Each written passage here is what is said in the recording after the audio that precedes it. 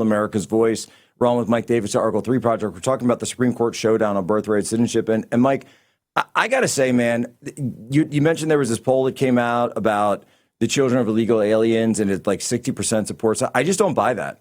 I just don't buy. How do you have a country where Donald Trump, who runs on the policy of mass deportations, and he says it over and over and over, wins the popular vote, wins 7 out of 7 of the swing states, and now people are trying to tell us that, oh, illegal, children, birthright citizenship for illegal alien children is popular. Who did you poll? Illegal aliens? Like, I don't buy that. I don't buy that for a second. I don't think that's true. I think these things are wildly unpopular. I think illegal immigration is wildly unpopular in the United States. I think that birth tourism is wildly unpopular in the United States, not to mention a gross violation of our sovereignty, as you say. It's a gross violation of our country. It's a violation of the sovereign powers of the executive here, the President of the United States. All of these things are violations of our country, violations of the rights of our people, and the violations of the rights, obviously, of our duly elected President of the United States. But Mike, that being said, these are complex, thorny issues. The justices in some of these cases involving immigration, we know they, to say the least, they've gotten a little wobbly. Do you think this is an uphill battle for the administration with not just this court, but with the courts in general?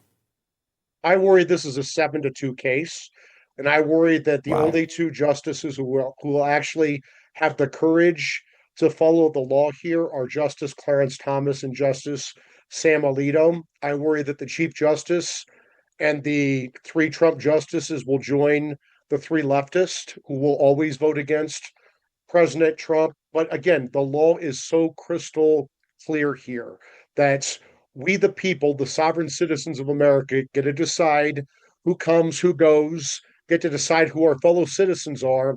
And we didn't give that away. We certainly did not give that away after the Civil War. The 14th Amendment, the birthright citizenship clause, was to correct an egregious wrong with the Dred Scott Supreme Court decision that held that the freed slaves are not citizens. We fixed that with the 14th Amendment. There is a Supreme Court case that has extended that to lawful and permanent residents of the United States, the Chinese exclusion case. But there is no way in hell that the proponents of the 14th Amendment or the public at the time ever agreed to give birthright citizenship to illegal aliens, to give birthright citizenship to 1.5 Chinese birth tourists who are coming to America, giving birth in America, going back to China, where they never step foot in America again. They're American citizens, and then in 18 years, they get a vote. They get a mail in their vote from Beijing. There's no way in hell we agree to that. And if the Supreme Court actually holds that the 14th Amendment gives birthright citizenship to Chinese birth tourists, the Supreme Court is going to torch its legitimacy with the American people. I think that's exactly right. And I think the legitimacy is going to absolutely come in question. And look, if that's the case, if that is the case, and they come out saying that we need a constitutional amendment to overturn birthright citizenship and to hammer this out, and you could even just call it a revision of the 14th Amendment, then by all means, we can push it. The president can push it. This would be a popular effort. This would absolutely get passed. I think it would definitely get passed. It's something, by the way, that could even become an entirely new way to change the midterm elections this year. If we put that on the ballot and we say, we are fighting for the citizens of the United States of America and to end this scourge once and for all, a constitutional amendment. And by the way, not just on birthright citizenship, on all immigration laws. Mike Davis, I know you got to run. Where can people follow you, brother? Thank you, Jack. Article3project.org. Article number 3project.org. All right, Mike Davis, give him a follow, folks. You know this guy is going to give it to you straight when he tells you that this is an uphill battle and warns that we could be facing a 7-2 decision upholding birthright citizenship. Folks, I got to tell you, America is entering its 250th year, and the direction of this country is being decided right now in our culture and our economy. And who we choose to support matters more than ever. Most wireless companies don't care who you are or what you believe. They just want your money. Patriot Mobile is different. For more than 12 years, they have stood with Americans who believe that freedom is worth defending, funding the conservative Christian movement when others stayed silent. And here's the deal. You don't have to give up quality or service when you switch to Patriot Mobile. They deliver premium priority access on all 3 major U.S. networks. So you'll get the same or better coverage than you have today. Think switching is a hassle? It isn't. Keep your number, keep your phone, or upgrade. Their 100% U.S.-based support team can activate you in minutes. Are you still paying off a device? Patriot Mobile even offers you a contract buyout. This is a defining year. We have to work together to save our country. Go to patriotmobile.com/Poso or call 972-PATRIOT for a free month of service. That's patriotmobile.com/Poso or 972-PATRIOT. Make the switch today.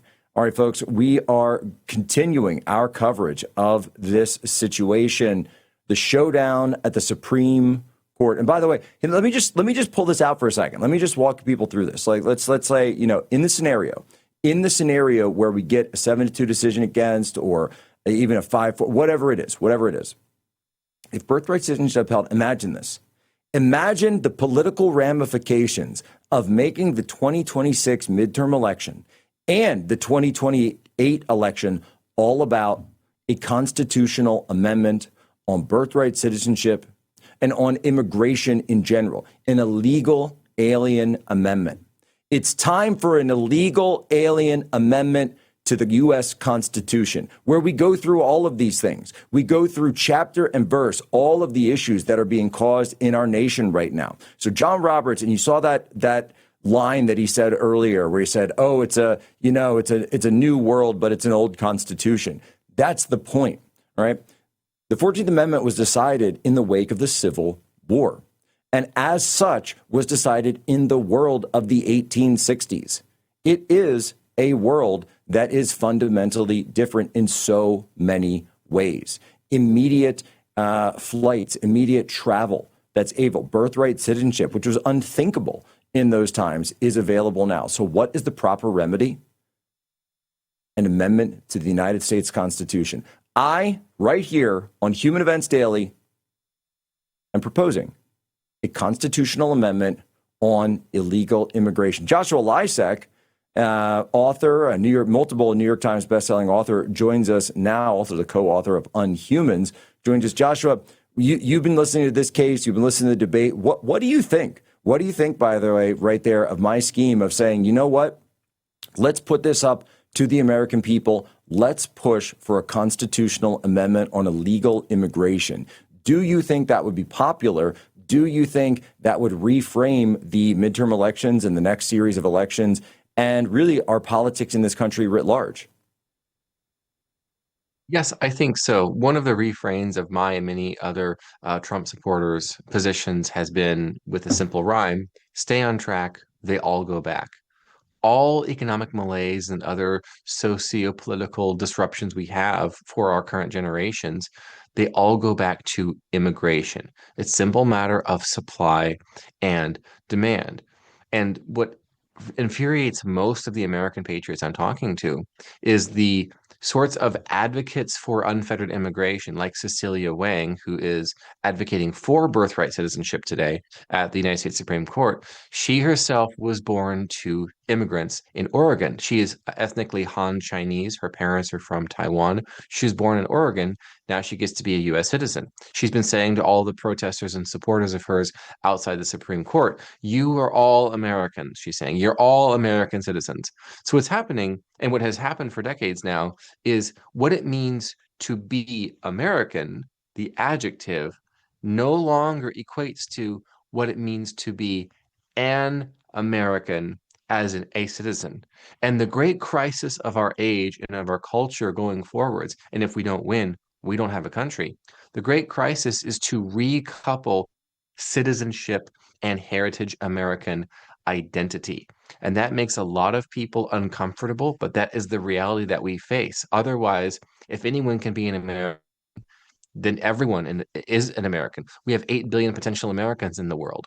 How does that make any sense? I love that. Yeah, I was just going to say, so this transforms everyone, and obviously we've had this conversation before, but this is the rhetoric and this is the ideology and the worldview, that everyone outside the country, outside the confines of the United States, is a sort of pre-American. They're just waiting to become an American. As soon as they cross the magical threshold of America's borders, America on magic dirt transforms them into Americans. And you heard Ketanji Brown Jackson saying this as well, that, well, even if the parents don't have allegiance to the United States, then wouldn't the child potentially have allegiance to the United States? I mean, someone's not even born yet. By the way, I love the fact that, I'm just going to say it, kind of interesting how all of a sudden, when it's an immigrant's baby or an illegal alien's baby, when they are pregnant women, then suddenly they are children. But in the context of abortion, you never, ever hear them argue this.